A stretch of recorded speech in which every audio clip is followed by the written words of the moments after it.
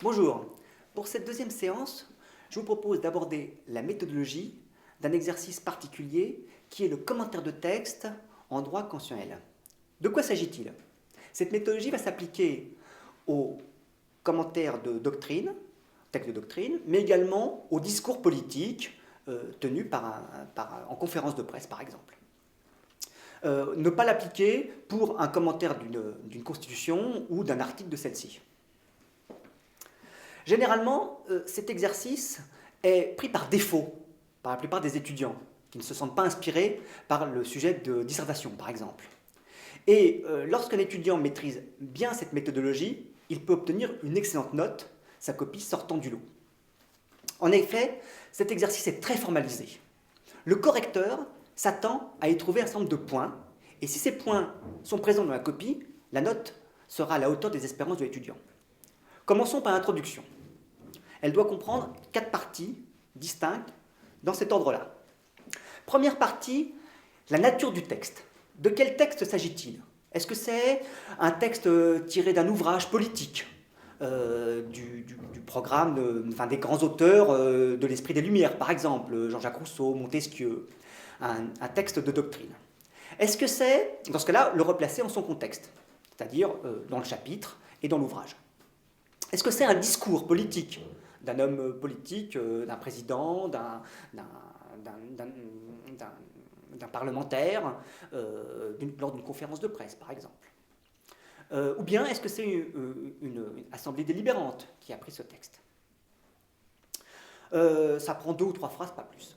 Ensuite, la deuxième partie de l'introduction, c'est l'origine du texte. Qui en est l'auteur? Comment est-il connu? Quelles sont ses caractéristiques? Si c'est une assemblée délibérante, quelle est sa couleur politique? À quelle époque a-t-il vécu? Dans quel courant se place-t-il? Notamment si c'est un courant politique. Plus on a d'éléments sur l'auteur, plus ça permet de sortir la copie du lot par rapport aux étudiants qui n'ont pas d'informations sur cet auteur. Troisième élément, les circonstances particulières, privilégiées de l'histoire dans lequel le texte a été écrit. Ce texte ne sera jamais pris au hasard par le concepteur du sujet. Il donnera toujours un texte qui a une importance particulière dans l'histoire constitutionnelle française. C'est donc cet élément qui est attendu ici par le correcteur. Quelles sont les circonstances particulières qui généralement seront éventuellement même un tournant de l'histoire politique du pays? Enfin, bien évidemment, comme pour la dissertation, on terminera par l'annonce de plan. À noter cette fois que ce n'est pas vous qui décidez du plan de votre copie.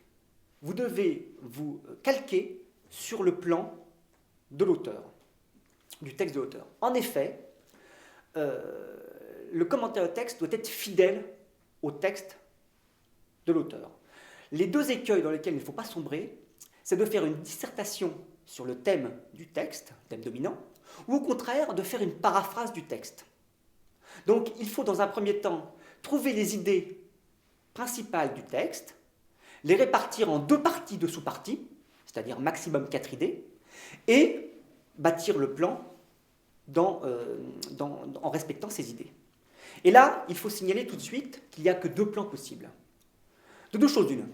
Ou bien le texte est clair, sans redite, très bien construit, très structuré.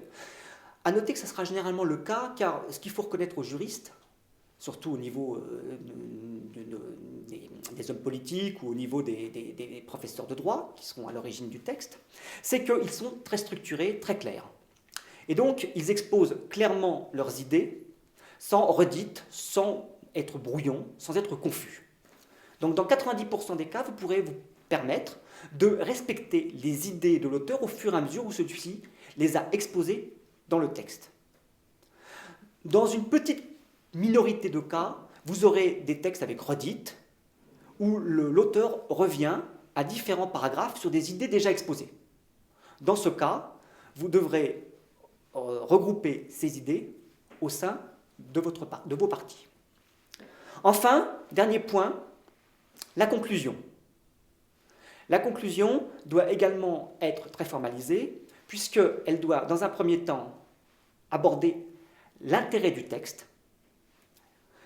Ce n'est qu'après l'avoir étudié, bien évidemment, qu'on peut comprendre quel était l'intérêt du texte. comment on peut le replacer dans le contexte des idées politiques, et enfin, ou de la vie politique du régime, et enfin, la portée du texte. Quelle portée ce texte a-t-il eu auprès des contemporains, ou dans l'histoire constitutionnelle française ou étrangère?